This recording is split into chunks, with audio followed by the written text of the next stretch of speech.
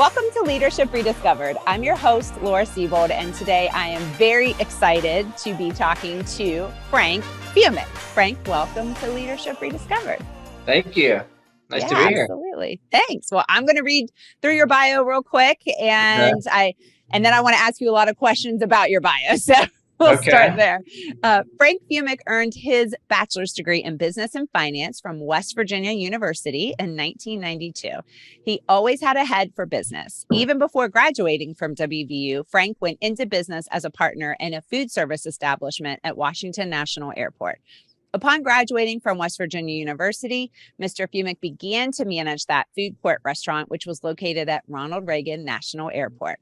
While running that very successful location, he became engrossed in the airline environment and began work as a part-time airline employee to get familiar with all aspects of the business. It was during those early years when he saw a need for another player in the airline catering world. And so in 2000, he created Express Catering, Inc., with the aspiration of filling that need. His business goal was to better serve regional aircraft in a more professional and efficient manner. When Mr. Fumich began his business, he was the only employee working in one truck in one location. Now, 24 years later, Express Catering has grown to employ over 130 employees, has more than 35 catering trucks in their fleet, operates in 3 cities, and services upwards of 500 flights per day. In his personal life, Mr. Fumich is a dedicated husband, loving father, and extreme ultra endurance athlete, which we are going to talk about. He is an adventurer at heart. He believes the human spirit soars when it is challenged. And he also aspires to continue to expand his business while continuing to help those in need. So my friend, Jamie Bell Castro, came to me and said, "Hey, Laura, you got to get Frank Fumich on your podcast." And I thought, oh, I know that name, but how do I know that name? And so I looked you up and I was like, yeah, Jamie's right. Frank definitely needs to be on the podcast. You have an interesting story, and I'm excited to introduce you maybe to people that don't know you through this episode today. Thank you. Yeah, nice to be here. Yeah, we've been communicating for so long. I forgot how we got hooked up, but it was Jamie. It was Jamie. Yeah. So shout out to Jamie. Thanks for connecting us. Thanks, Jamie. And I think it'd be really helpful just to start if you could walk us through your leadership journey and tell us your story. Well, wow, that's a long story. So, you mentioned how I actually started in business. I think, as early as I can remember, I had sort of the entrepreneurial spirit. My first job was, early teenager, and I immediately recognized that, working hard can earn you money to get what you want. And I was always driven. I'm sure my parents instilled some of that in me. I mean, especially my dad, but they never really pushed me super hard into working or that sort of mentality. I just feel like my earliest memories, I always wanted to work. When it would snow and all the kids would hit the sledding hill, I would grab my shovel and start knocking on the doors of all the old people in the neighborhood. And, I'd show up at the sledding hill with $50 in my pocket after I shoveled, 10 driveways first. So, awesome. Mowing lawns, like just hustling. That was always in my brain. And then, of course, as I got into a career, it just sort of blossomed. So, I've always had the hardworking mentality for as long as I can recall. Yeah, no. And I think that's probably, I would imagine, what got you started in starting your own business. But it's one thing to start your own business and be just a single employee, like the only one mowing the grass or shoveling the driveways. It's a whole other thing to build a business where you are leading an entire company of people and managing all that goes into that. So I would love to hear a little bit more about what that journey's been like for you, and if you had envisioned that it would become as big as what it is today when you first got started. Yeah, I think I've always had grand aspirations. So, it's hard to believe that it's gotten this far, but at the same time, I guess I always did picture it getting big, and I even picture it getting bigger. I started off, I was managing our hot dog stand, we called it. It was basically a food court restaurant at Reagan.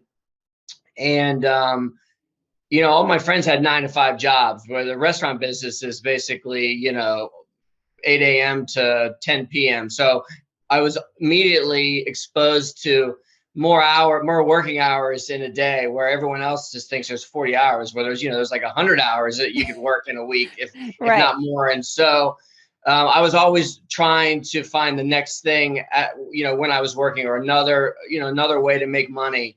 And actually, the airline job. So I worked part-time, or I worked full-time managing our restaurant. I worked part-time for the airline. Even in the summers, I worked in a bar when I went go to the beach on my 2 days off. So I was working 7 days a week. Oh my But goodness. as I got the airline job initially so I could fly for free. Oh, As a very young smart. kid, out of college. And I became friends with the airline people because they'd come up to eat. And I learned that they were flying around for free. And I'm like, my God, that would be so much fun. So that was initially why I got the job. And then I worked a number of years doing that. But then I started, a company could improve so many aspects of the airline business. Mm-hmm. And it was the catering, because I was in the food business, that just sort of clicked. And I eventually told, the corporate people from US Airways, hey, I'll start my own catering company. And you guys know my work ethic, and you'll never have to worry about all these issues again. Wow. And of course, it wasn't that easy, but I put a proposal together, and I ended up getting the contract. And I was the only employee with one truck, working like 18 hours a day. I mean, the first 3 months of my business, I worked every day, 18 hours a day. Oh my gosh. And I realized, well, this is great, but if I break a leg, my business is over. So then I started hiring. That was my first experience of course, at our hot dog stand, we called it. I managed our employees, and that was my first taste of responsibility. Mm-hmm. But it was mostly my brother's company. And so obviously starting my own company and realizing that everything was on my shoulders was my first real step into my own entrepreneurial work. Yeah. Well, and this journey is always really interesting to me, because sometimes it's hard when everything's on you, the business is built on you and your individual work ethic and your good name. And then suddenly you start to grow and add people. Was that a challenging transition for you to make in terms of what your role ended up being as you started adding people to the business and operating maybe a little differently? Yeah, of course, because nobody works as hard as at least as far as I'm concerned, as I do. Yeah. No one cares as much about your business as the business owner. Exactly.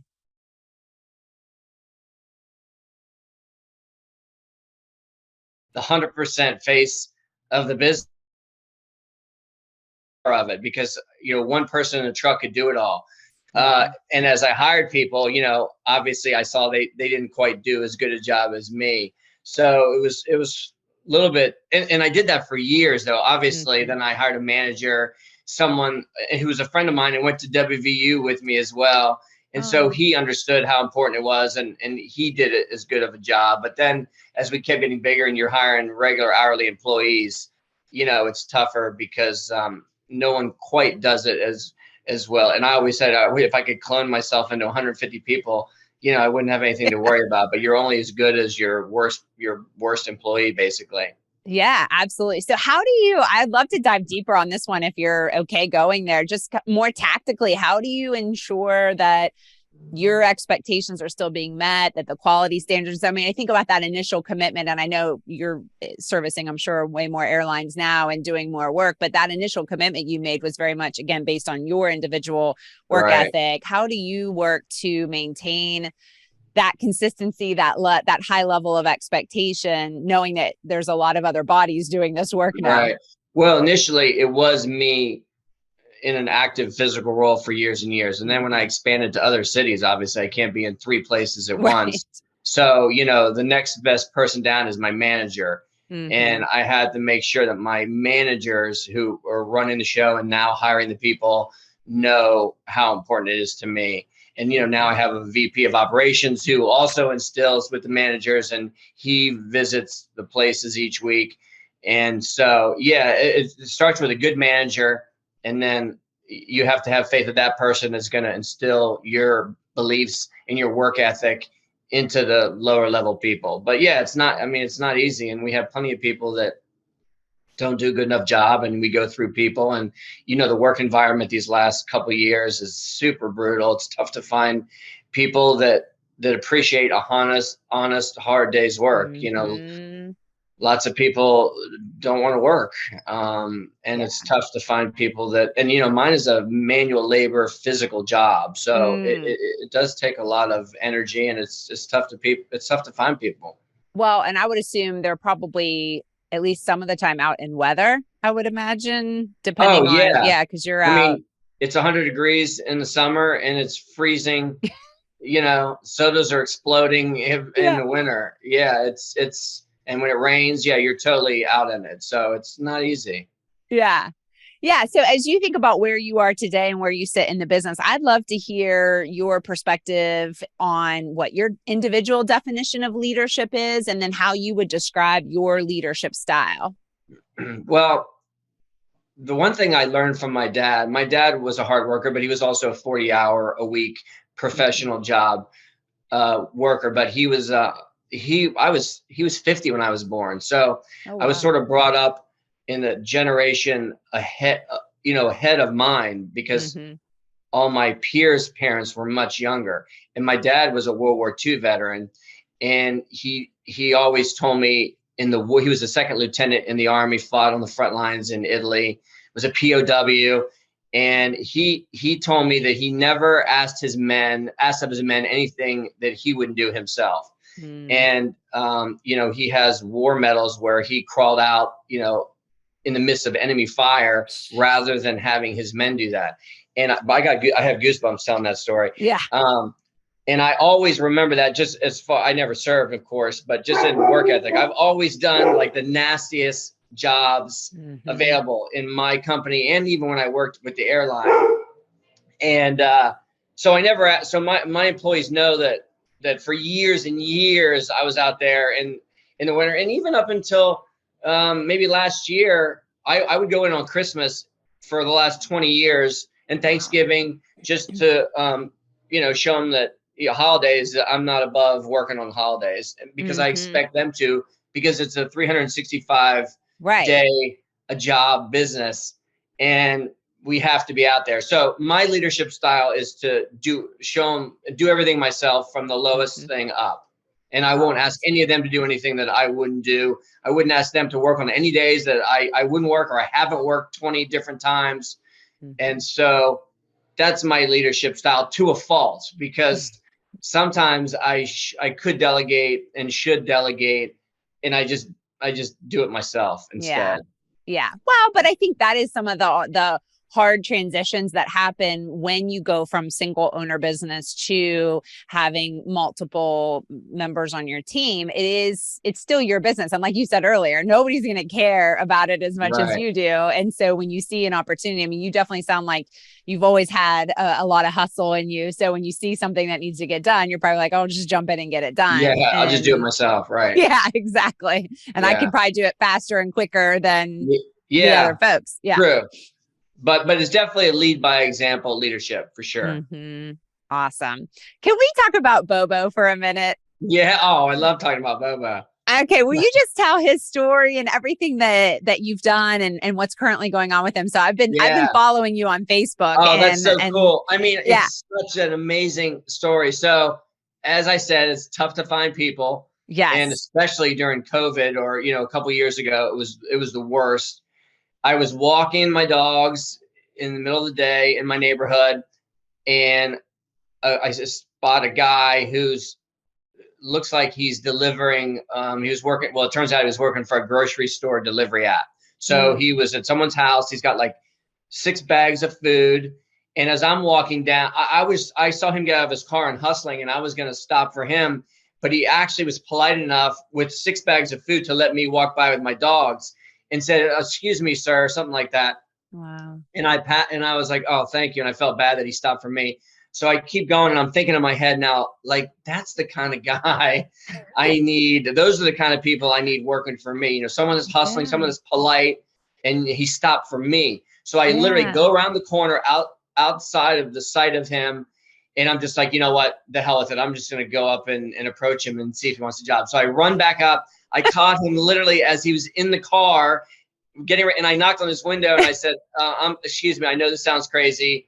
I own a business. I'm looking for employees. Are you by chance, looking for a job? Because if you see someone delivering food, it's usually an indication that they're either looking for extra work or they're in between jobs. And it's like a great way to look for people. So he actually said he was. We exchanged numbers, and I ended up hiring him.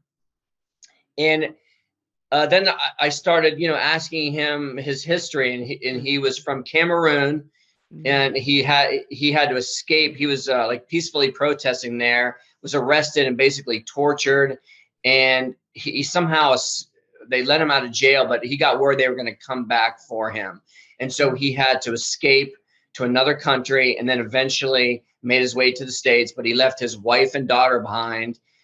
And he hadn't seen them in 6+ years from a year and a half ago when I asked him the story.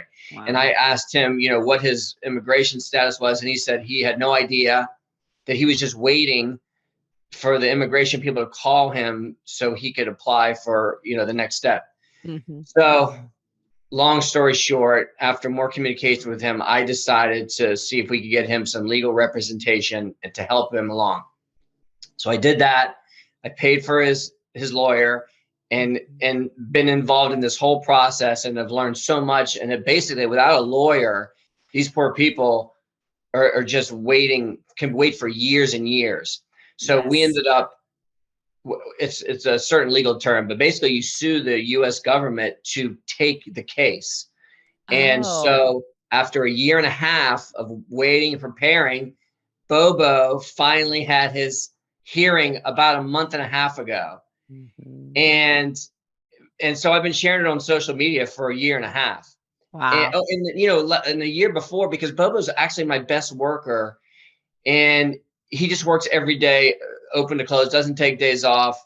And I mentioned this a couple of Thanksgivings ago, and people are like, oh, let Bobo have a day. And I said, I let him. I want him to take that, but he doesn't want to. Won't.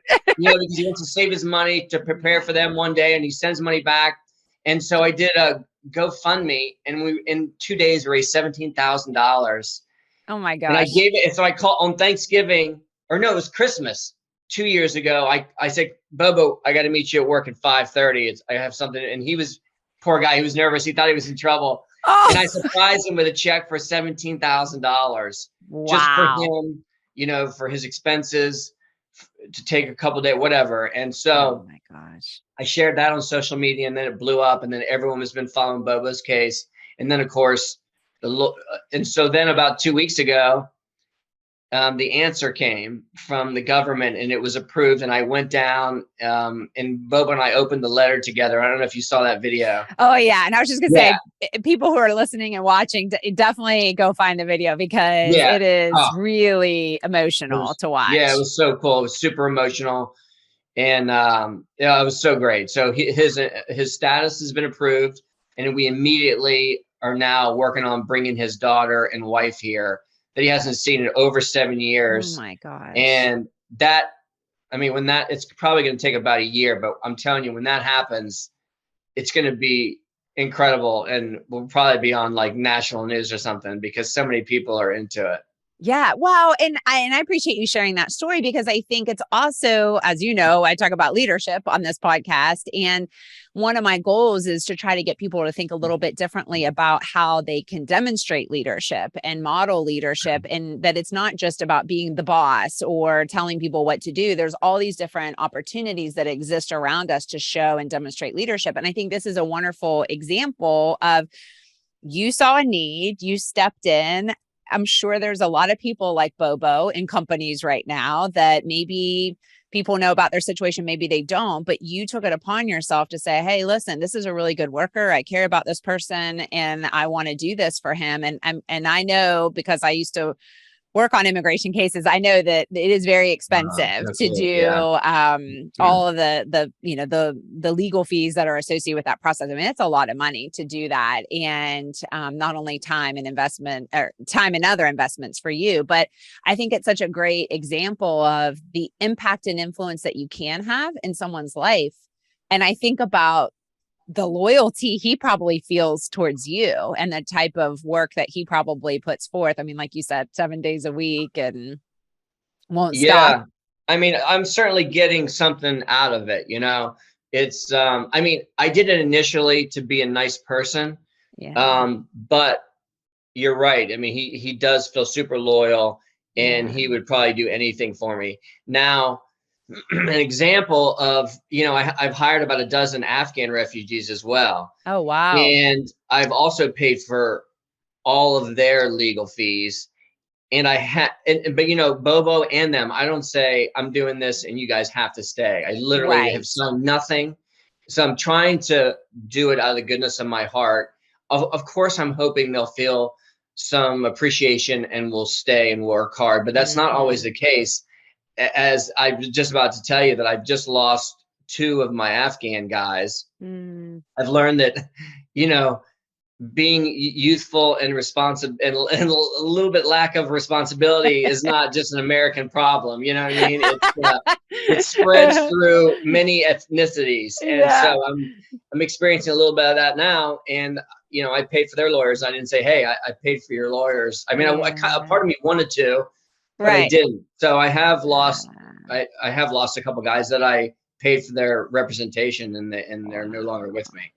But for the most part, Bobo, I mean, is just so appreciative, and it's been an incredible experience so far. Yeah, it's an incredible story. And I think that's an important point that you made around, listen, I'm not doing it because I'm trying to manipulate a situation or create employees for life. I did it out of kindness of my heart. And sometimes that comes back around in terms of loyalty and commitment. And sometimes it doesn't, but that's not, that's not the purpose in doing it. And that's it. And that's just really from my own internal gauge of trying to be a good person. So I know that I'm not making them do anything, and they're totally free to go. And if they stay, wonderful. And if they don't, well, I still have helped somebody a little bit. Yeah, which is, I mean, that no one can take that away. So that regardless of where they go with it. Yeah. So I'd said at the beginning of our conversation, I knew your name, but it took me a while to make the connection. And then I realized, then when I realized, well, I don't know, you're so interesting. There's so many good stories out there about you and your relatives as well. But I realized I knew your name because of the fundraising that you did for Jack Rollins. Oh, okay. I thought you were going the relative thing, right? Yeah. So I do want to talk about, because you are an ultra endurance athlete. Is that the right way to say it? Yeah, I guess so. And that's not what my wife would call it, but everyone who's watching and listening, again, you got to go out. Well, you have your website, which is just www.frankfumich.com, right? Correct. And then, but also on YouTube, I went and watched some of your videos. I mean, this is extreme. You had, I think the one you did for Jack, and I'd love to hear about it, was through the Arctic. And again, I would think, you know, even just taking a leisurely walk, not that you would through the Arctic, but even that would be very challenging. But I mean, you were running on what looks to be ice,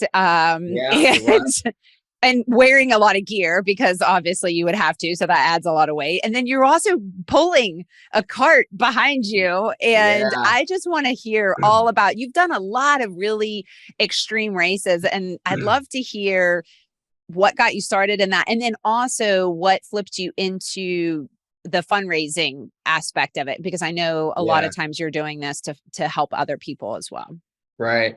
Well, it's a good time for that question, because it actually started, the 10-year anniversary of the Boston Marathon was just a couple of weeks ago. And that's when the whole, I mean, I was an endurance athlete and did all kinds of crazy stuff. But then when you do a lot of stuff, actually that story just started kind of on its own. When the bombings happened, and I knew lots of people running. And when I found out all the people I knew were okay, you know, just like everybody else, I was super angry that it had happened, and that, you know, we had to be scared that you can't go outside for fear of being attacked by something. Right. And then I learned about the victims, and having kids at that time, young kids, you know, it's sort of like your life before kids, and then how you feel about things after you have children. And so when I learned about that little boy that was killed, it just kind of blew me away. And so I decided to just spontaneously, I put a post out on Facebook that I was just going to run my standard route down by the airport. It's literally like 3 miles one direction, 3 miles back. I was going to go back and forth and run a marathon distance, 26.2 miles for each of the 3 victims initially. So which is like 70, what is that? 78 point whatever. Yeah. And I had a bunch of people joining me, and I said I was going to raise money and send it to them. I had no idea how to reach them or anything. It was just totally spontaneous. And it ended up just being incredible. And I raised, my goal was to raise $26,200 in unison with 26.2 marathon. And I did that. And initially I was going to give it to the little boys family only. But then I decided, well, instead of just sending them a check, well, how about running it from DC to Boston, and we'll raise more money? And so, okay, wait, how far is that? That's far. It's like 400 and some miles, right? It's totally crazy. Most people would just take a plane or just send it in the mail, but only me decided to, how about if I just run to Boston? So anyway, we organized it. A friend of mine joined me, and we actually alternated. So I would run 26.2 miles. He would run, and we did it 24/7 for 4 days. Ran 400 some miles to Boston, was on the news, had tons of I'm still friends with strangers that came out of their houses at like 2 in the morning on some little town somewhere between here and Boston and joined us in the middle of the night. Like we pulled a gas station and people would fill up our gas. We like I mean, it was unbelievable. So many people got into it. We ended up raising almost $80,000. And we gave half to the little boy's family, half to Jeff Bowman, who was the sort of the poster child of the explosion when he lost both his legs. And anyway, I could talk for hours about that whole experience on its own. But anyway, that's what started the whole giving thing. And I was blown away by how so many people got into it and would love to help, but also love being taken along for the ride and experiencing it and seeing it and seeing videos and seeing how we felt. Like people don't want to just, I mean, they do, but they don't necessarily just want to click a button to a charity and never see where their money goes to put a goal out there to help someone go through the pain of like a race or a crazy adventure, to show how much it's hurting you, to do some good. And then to literally share, handing the money, like giving a check to the person is so great. And so that's what started all. And then I started the other ones. So the one with little Jack, where I did run 350 miles from the Arctic Circle to the Arctic Ocean in Canada, pulling a sled where it was like minus 40 degrees. Oh my gosh. And I think we raised like 30-some thousand for little Jack, who of course, as you know, tragically passed. And then another West Virginia friend hooked me up with another mom, and her daughter Erin had cancer, and I did another crazy race in Mexico, a DECA Ironman, which was like a 10 times Ironman. I raised $50,000 for her care. Then I biked across the U.S. and raised money for another WVU student who was beaten up and left basically in a vegetative state. Ryan. Yep. And raised over 100,000 for his care. And oh my gosh. Kind of just, and it became such a meaningful thing to do what I do, but also instead of selfishly just doing it for my own like medal on the wall, to actually help people. It was like a perfect meeting of passions. And it's been, I've been doing it for, 10 years now, in a variety of stuff like that. Wow. Well, it's so incredible. And I think about, first of all, I mean, you're really pushing yourself to the limits and beyond in each of these examples. I mean, you've run a lot of different races and done a lot of different challenges. And I think about the mental game that's required to do that. And I'm sure it is probably, if I put myself in your shoes, it would help keep me going sometimes, knowing that, hey, I'm not just doing this for a medal on the wall. I'm doing this to really help someone in need. Totally. And, the first time I biked across the country twice. The first time I did not finish, I DNF'd, did not finish in a race. And I stopped in Clarksburg, West Virginia. but the only reason I got that far even was because of Ryan and his family, just wanting his parents to see that I was just, and the longer I stayed in it, the more money I was going to raise, to be totally honest. Yes. If you got Yes. 12 days to raise money and you drop out on day 2, you just missed a whole week Right. plus of when people are going to give money. And the second time I did it for a cancer charity, but I highlighted a different child each day. I literally had their pictures printed. I had their pictures physical on my handlebars. So I was literally staring at them I was biking 20 hours a day. And looking at those kids' faces was the only reason and I did finish, but it was the only reason I didn't drop out halfway through, because that was the only reason to keep going. Yeah. It's just unbelievable. And yeah, I saw when you were going across the Arctic, I saw little Jack's beautiful face, his picture on your cart, which was just unbelievable. Fact, there it is right there. I raced across it. So I did get a medal. I did well, get you should get a medal. Although, you know what? I mean, in another sad side story, my day 12 child was the daughter of a friend of mine, and she passed. And I sent her that medal, and she had it for a couple of years. And when she passed, her dad gave it back to me. So I didn't have a medal, and I wish I didn't have it now, because that would mean she would still have it. But so tragically, lots of the stories don't have happy endings because of this childhood cancer thing is so horrible.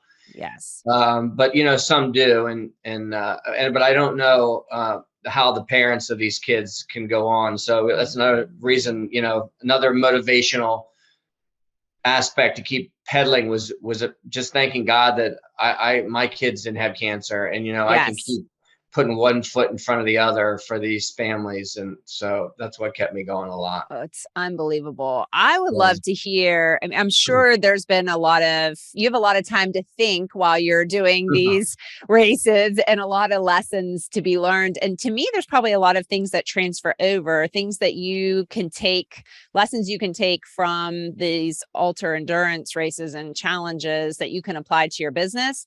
And then business lessons that you can apply to when you're doing these competitions. So I'd love to hear any things that you've taken away, leadership lessons or just life lessons that you've been able to apply in either of those contexts. Yeah, it's mostly the life lessons and just the mentality of both parts of my life, the crazy races, endurance, and business. They totally mesh perfectly. It's unbelievable. One of the most important things I always tell myself in the midst of just nightmare scenarios during the endurance stuff, when you're not even rational, is to try to maintain some level of optimism, that when you're biking or running through all night long, that eventually the sun is going to come up. Right. And also in business, like every time something bad has happened, I am confident that some door will open, something good will come out of this. When I first started, I started in 2020. I was in my truck working when 9/11 happened. Where I literally ran to the Pentagon on foot to see if I could help. But that shut, and a lot of people don't remember, but they closed Reagan Airport for like a month after. Yes, 9/11. I forgot about that until you said so. That was my only location at the time. So I was totally closed. I thought that was the end of my business. I had 105 flights a day, I think, at that point. And a month or so later, they started back up with 3 flights a day. And I was so excited just to have 3 flights. But I knew I just knew something would shake out positive. So I hung in there, and eventually the airline went bankrupt. US Airways went bankrupt. So I went through that, and that just means they don't pay me. Right. So, that's what that means. They went through one bankruptcy, then they went through another bankruptcy, but then that disbanded their unions, which was my barrier to expand to other airports.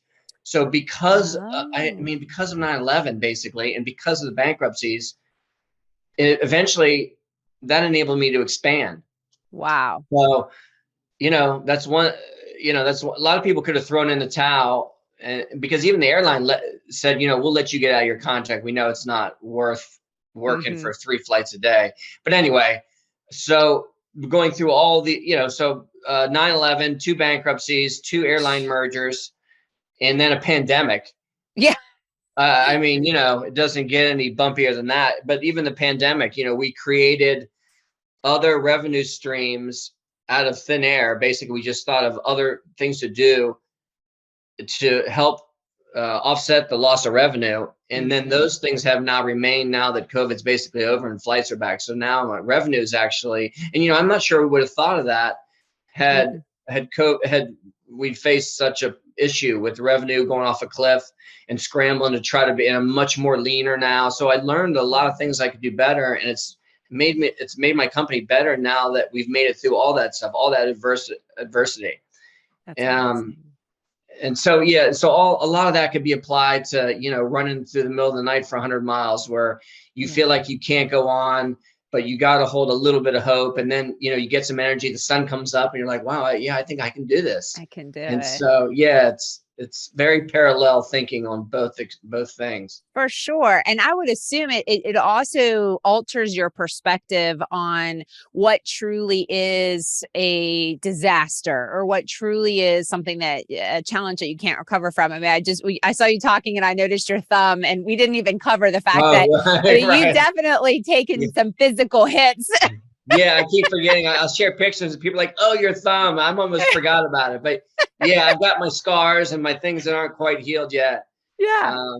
Yeah. But I would think that likely impacts your perspective on when you feel like maybe you're having a bad day in your business. Maybe your definition of a bad day might be different than someone else's definition of a bad day. Yeah, things can get a whole lot worse. Trust me. Yeah, I tend to look at the positive, not the negatives. I love that. That's awesome. So I think about just all the work that you are doing in your own business, and then also these races that you're completing, the things that you're doing for other people. I mean, you're really, to me, these are so many good examples of how leadership can present itself, how you can have a positive impact and a positive influence in many aspects of life. And I just like to hear from you. Is there a specific, do you think about legacy, or do you think about I hope someday this is how people think of me or talk about me? Is that something that you think about at all in terms of what you want your legacy to be or how you want to be known for? That's a good question. I don't really think about what people will think about me. I do think about what I like to do is influence people to what they're just going to do now, not necessarily what they think about me. I mean, I get a lot of kudos with, tons of people send me messages about all the stuff I'm doing. But the ones I like the most are people that saw what I did and do it themselves. Yeah. And then they share, just like a random act of kindness. I'm big on that. And I, just buying random lunches for veterans I see at a McDonald's or whatever. And I've shared that. And then people say they've done the same thing. And so that's what I'm really trying to do is lead by example, to do good too, and to help people or just ask, it's not always about money. It's just being nice. And, I share backgrounds of my employees and people have told me, wow, I've never even asked some of my guys, like where they're from or any of this stuff. And so, if it's just showing people to be friendlier to people and just help people, but it's mostly to show people examples of what to do and change the world for a better place now, not necessarily on what they're going to remember me for. Yeah. Well, and I love that. And that's honestly why I wanted to bring you on this show and talk to you, because I do think, my hope is that the work that you are doing, and as you tell these stories, it will inspire people and remind them that you can do it too. If Frank can do it, I can. I mean, maybe not race across the Arctic and things like that, but you don't have to do crazy things to make a difference. That's for sure. Absolutely. Little things can go a long way. There's just I think so many opportunities out there that just we're surrounded by them in terms of where we can step in, where we can help. And I feel like it seems like much of your story is you identified a need and you thought about, here's how I can close that gap or fill that need. Yeah, they're unlimited. The opportunities are unlimited. You just have to open your eyes look around you and see someone need something and try to step up. And that's one of the good aspects of social media. I mean, most of social media now is just horrible, and it's just a bunch of crap, and there's so much hatred. But I try not to post anything political, no issues that are going to cause arguments. I just want to sort of shine a light on feel good stories, and inspire people to want to do the same is really fun. Yeah. Well, and I think it's so incredible that you're doing it. And I'm glad that you're doing it because you are serving as an example for others. And I can't imagine it hasn't impacted people and given them ideas about how they can help, even just from a leadership perspective of, gosh, I could probably get to know my people better that are working on the team. And maybe someone has a need that I'm not aware of that I actually can help them out in some way. I can get them the resources or connect them to resources or whatever the case may be. But I have the ability to influence that if I choose to. And I think you're a great example of that within business and then outside of business too. Yes, exactly. Yeah. Thank you. Yeah. So last question before we do the lightning round. If we could flip to that. I'm just curious, as you think about, you were referencing younger folks starting in your business. If you think about newer, younger leaders that are starting out and maybe they're starting their own business or maybe they're stepping into a leadership role for the first time, but I'd love to hear what advice you would give them and things that you've learned along your journey that you could pass along at this point, given, that you've been in this business for a while now. Oh, that's a good question. I think the biggest thing is just hard work, a great work ethic. I don't think employers value anything more than hard work, especially today. Lots of people think that also there's only, 40 hours in a week. Yeah. You can work so much more. You can get a second job. I mean, this is like super basic stuff, obviously. That was but important. It all stems from a great work ethic. And when you work hard, even if you don't realize it, people will notice. And everything I've gotten and all the doors that have opened for me are because I was a hard worker. I was never the smartest guy in the room. I don't have any incredible skills. I could just outwork anybody, and people will appreciate that. And doors will open for you if people know that you're a hard worker and you're trustworthy and you're honest. I mean, only good things can come if you have those qualities. Yeah, and that's so true. Super basic, but that's what I would tell people: hard work. No, I feel like it's becoming a personal competitive advantage for people if they are wired to want to work hard and willing to work hard. It really, I think, does set people apart, especially right now, because we are struggling to sometimes find people that are willing to do that. Yeah, exactly. Absolutely. Okay, very good. Well, how about flipping over here to the lightning round to close out our session? You game for that? Okay, yeah. Okay. I'll give it a go. I'm going to pull up my timer here. All right. So it's 60 seconds to answer the most as many open-ended questions as you can. I'm going to start my timer now. Okay. What season best fits your personality? Summer. Okay. What's your most used emoji in text? Smiley face.